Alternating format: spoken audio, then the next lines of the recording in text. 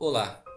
Se você é um crente como eu, é provável que no começo de sua conversão nunca tenha ouvido falar em João Calvino, ou Armínio, ou até mesmo Lutero. Afinal, nada disso é preciso para ser um cristão. Mas com o decorrer do tempo, do aprendizado e dos debates com outras linhas cristãs, é comum ouvir esses termos. Hoje vamos falar de uma seita que tem crescido bastante no meio evangélico: Calvinismo. Calvinismo, também conhecido como fé reformada ou reformados, é uma linha teológica baseada em crenças de João Calvino. Posterior a Lutero, Calvino teve sua origem também como eclesiástico católico, vindo a se tornar protestante.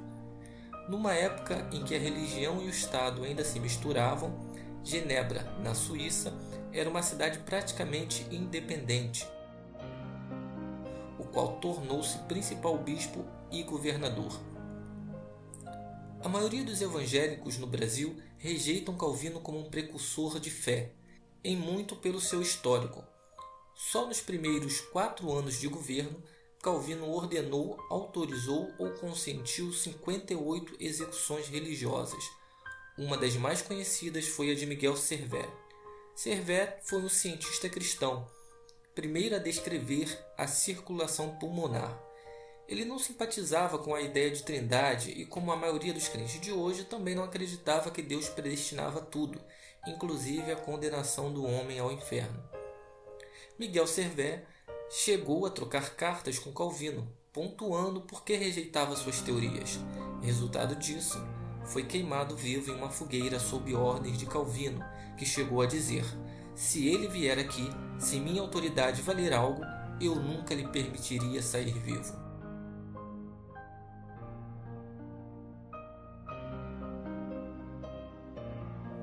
A principal inspiração dos reformados, porém, vem da coletânea de livros escritas por Calvino, chamados Institutas da Religião Cristã, popularmente conhecidos como Institutas de Calvino.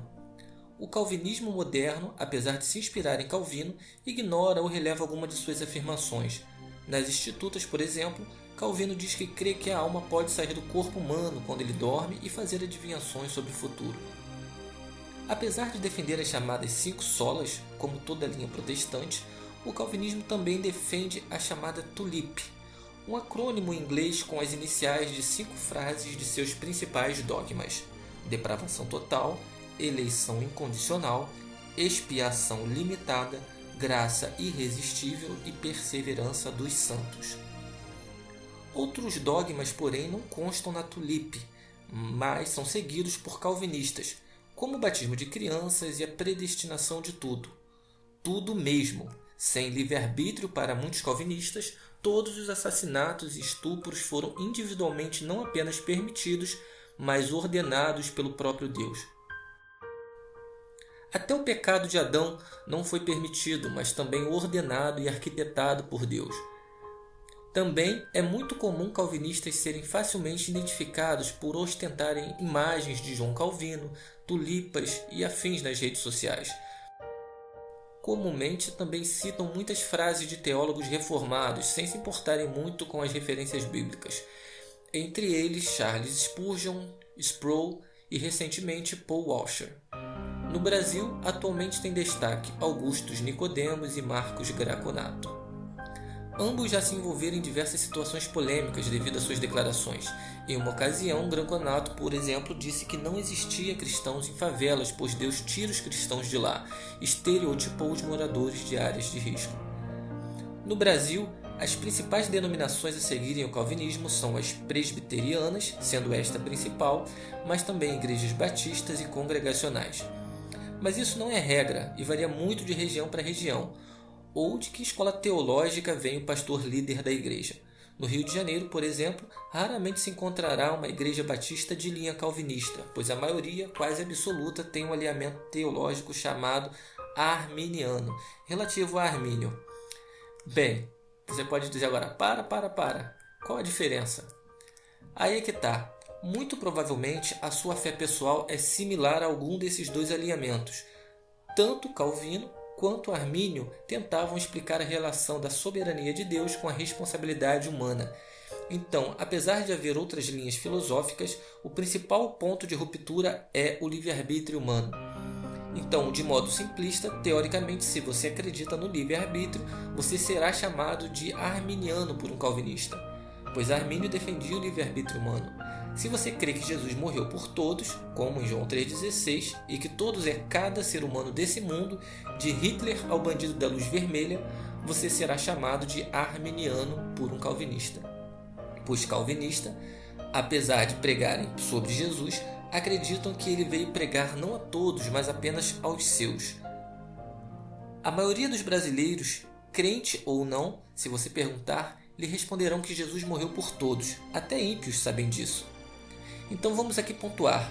Calvinismo é uma seita dentro do cristianismo. Ponto. Diferente de outras seitas por não ter uma denominação única. Infiltra-se com facilidade dentro de várias denominações, pois um calvinista geralmente não é prosélito do calvinismo. Até porque seria constrangedor falar para alguém que não sabe se Deus o ama.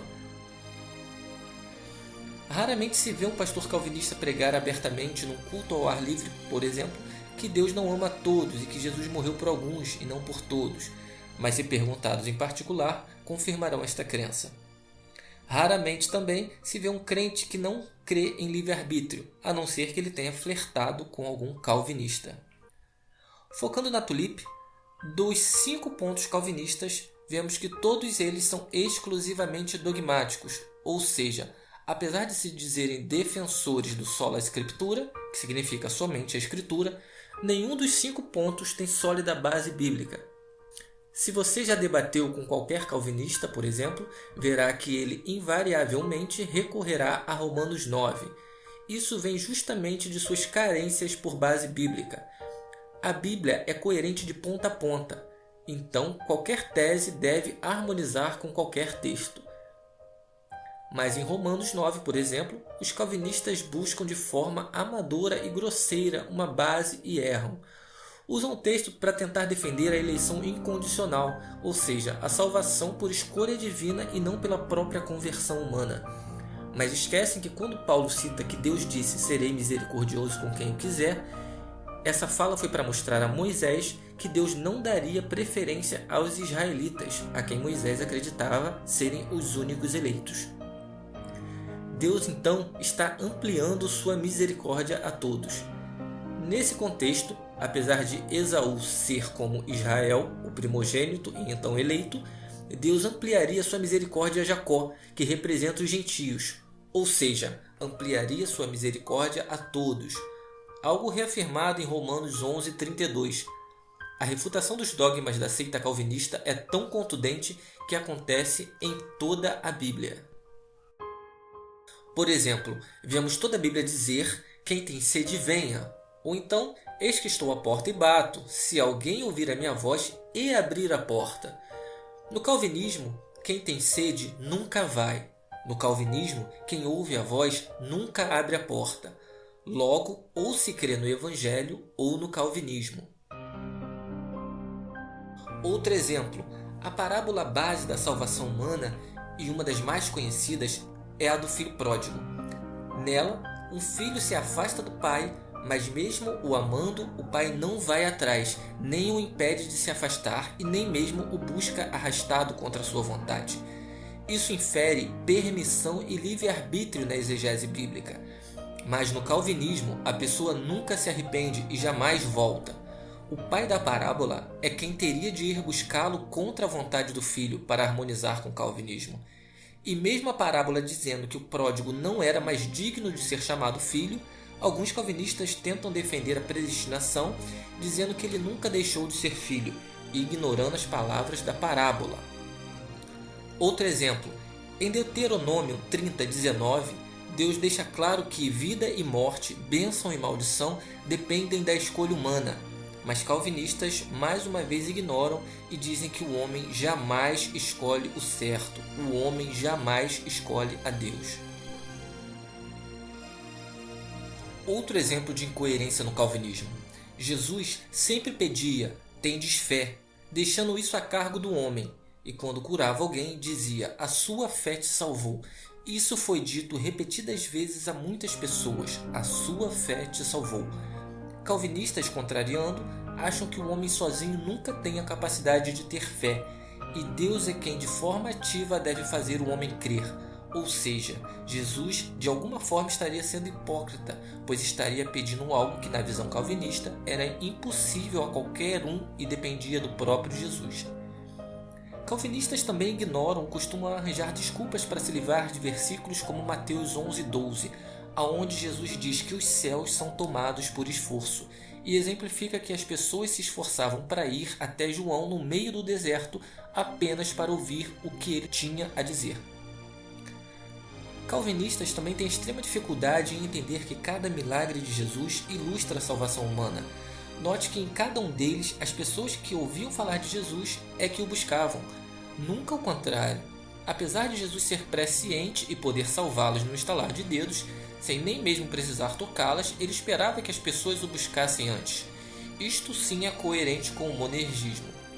Ou seja, no regime monárquico, quem deseja o favor do rei é quem busca o rei e não o contrário.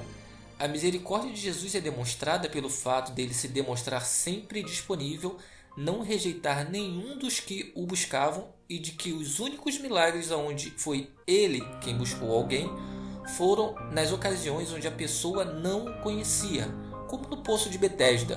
Note que o homem não sabia quem era Jesus. Isso relaciona a exegese de salvação dos que nunca ouviram falar de Cristo. É comum vermos também calvinistas citarem Romanos 8,30 para dizer: "E aos que predestinou, a estes também chamou." Mas eles esquecem que no versículo anterior está escrito que os que dantes conheceu, também os predestinou. Ou seja, antes de predestinar, Deus conheceu cada homem. Isso é reforçado em 1 Pedro 1,2, onde lemos: eleitos segundo a presciência de Deus Pai. Ou seja, todo eleito foi antes conhecido de Deus para ser assim eleito.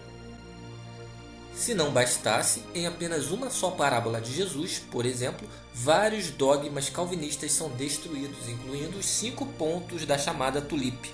É a parábola das bodas. Vejamos em detalhe. O texto encontra-se em Mateus 22. 1. Nessa parábola, vemos que o rei só tem um filho legítimo. Lemos que um certo rei que celebrou as bodas de seu filho, Mateus 22:2.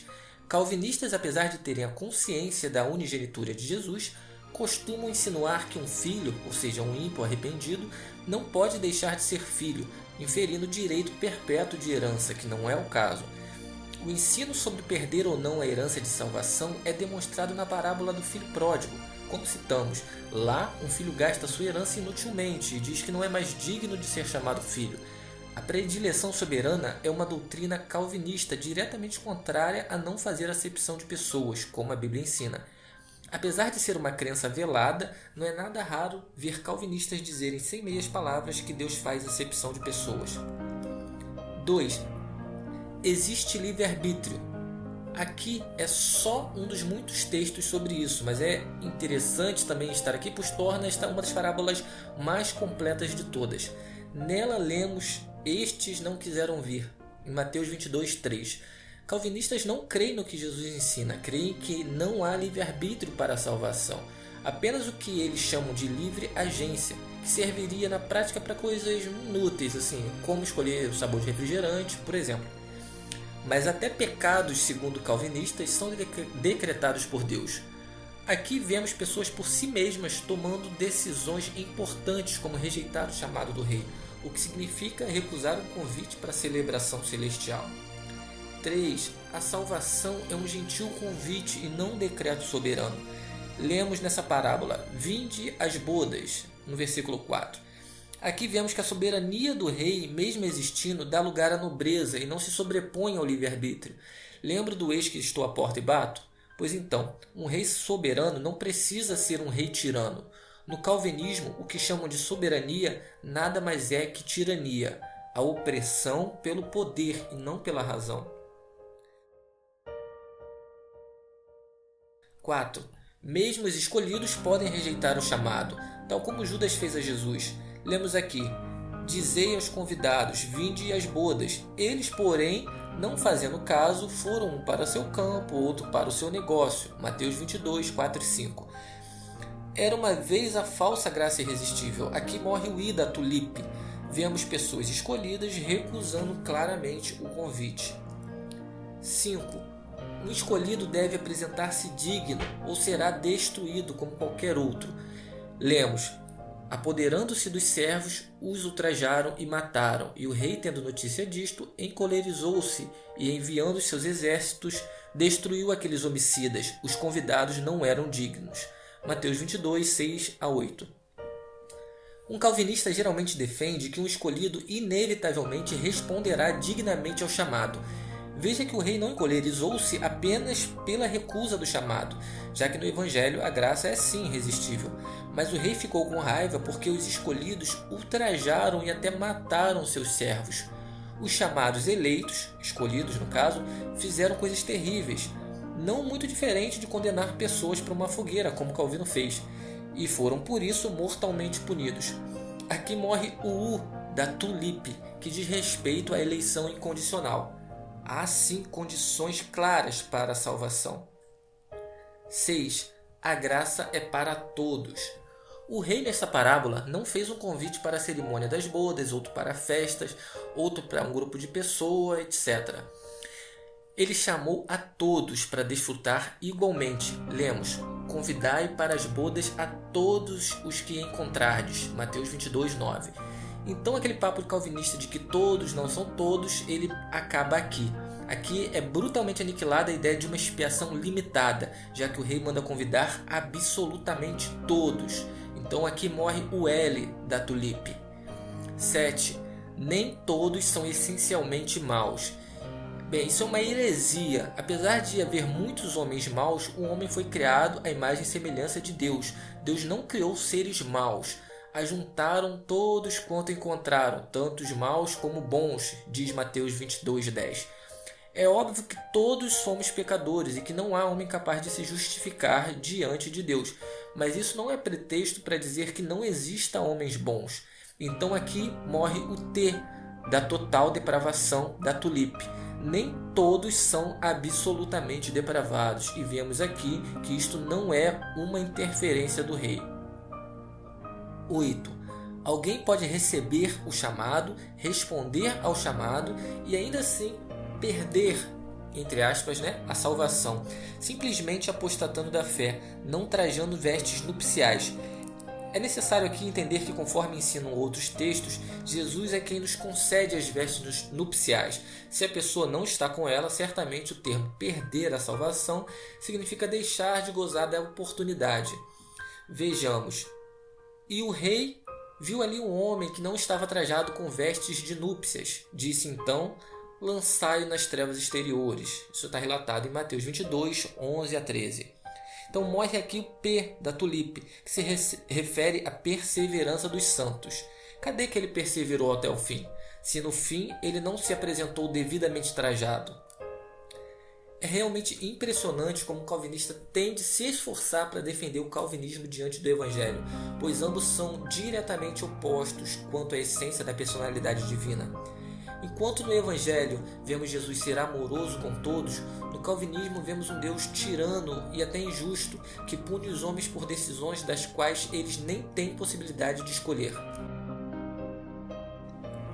Muitos, por isso, creem que o calvinismo é mais prejudicial ao evangelho do que o ateísmo ou até mesmo o satanismo, pois enquanto estes estão de fora do evangelho e não creem em Deus ou preferem escolher algo assumidamente mal, como o diabo, o calvinismo infiltra-se dentro da igreja para defender que Deus é mau apenas porque o seu poder lhe confere esse direito.